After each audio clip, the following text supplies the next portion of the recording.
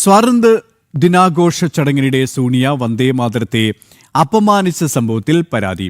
അന്വേഷണം വേണമെന്നാവശ്യപ്പെട്ട് രാജ്യവ്യാപകമായി പോലീസിൽ പരാതി നൽകി. വീഡിയോ ദൃശ്യങ്ങൾ പരിശോധിച്ച് നടപടി എടുക്കണമെന്നാവശ്യപ്പെട്ടാണ് പരാതി. AICC ആസ്ഥാനത്ത് നടന്ന സ്വാതന്ത്ര്യ ദിനാഘോഷത്തിൽ മുൻ അധ്യക്ഷ സോണിയ വന്ദേമാതരം ആലപിക്കുമ്പോൾ അസ്വസ്ഥത പ്രകടിപ്പിച്ച സംഭവത്തിലാണ് പരാതി.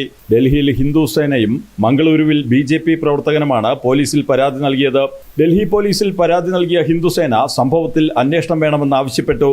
സംഭവത്തിൽ വീഡിയോ ദൃശ്യങ്ങൾ പരിശോധിച്ച് നടപടിയെടുക്കണമെന്നാവശ്യപ്പെട്ടാണ് പരാതി. സ്വാതന്ത്ര്യ ദിനത്തിൽ വന്ദേമാതരം ആലപിക്കുന്നത് തടയാൻ ശ്രമിച്ചത് രാഷ്ട്രത്തെ അപമാനിക്കുന്നതിന് തുല്യമെന്നാണ് ഹിന്ദുസേനയുടെ പരാതി.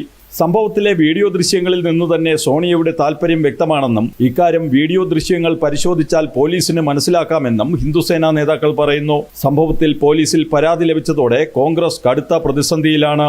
ജനം, ഡൽഹി.